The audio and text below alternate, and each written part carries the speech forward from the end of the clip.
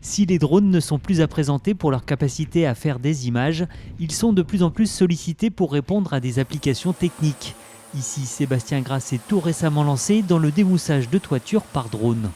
Le drone permet justement de diffuser le produit sur 100 mètres carrés en 1 heure et demie. C'est beaucoup plus efficace que de monter sur le toit avec un équipement d'un homme qui est à se rattacher et qui devra marcher sur la toiture, peut-être provoquer beaucoup de dégâts aussi. À l'autre bout du département, à Bretignolles-sur-Mer, l'entreprise Atlantique Expertise Drone propose depuis 15 ans des prestations de services ainsi que des formations. Elle a vu le marché du drone s'envoler ces dernières années, avec notamment le développement des drones techniques.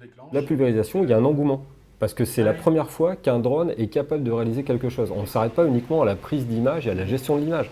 Les premiers professionnels à s'inscrire dans cette démarche étaient des vidéastes ou des photographes.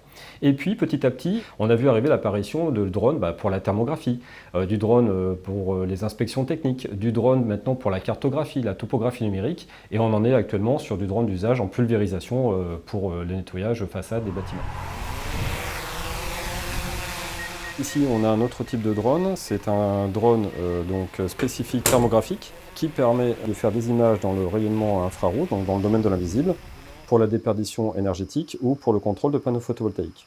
Le monde de l'agriculture a déjà commencé à intégrer les drones dans sa pratique et les possibilités sont encore vastes. Il y a plein de grands groupes qui se sont lancés sur le marché du drone, soit en recherche et développement, soit en injectant beaucoup d'argent sur, par exemple, la recherche en autonomie des drones, notamment via les cellules à hydrogène. Et puis, donc du coup, après, on parle de transport de passagers, notamment, on parle de transport de colis, on parle également de logistique, et on a de l'argent injecté par des sociétés comme Airbus, comme Thales en France, par exemple, ou La Poste, qui ont fait des essais assez concluants sur le transport de tout un tas de colis ou tout un tas d'objets.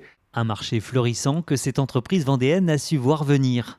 Lancée en 2015, elle a développé depuis un véritable réseau, avec aujourd'hui 15 agences implantées dans le Grand Ouest.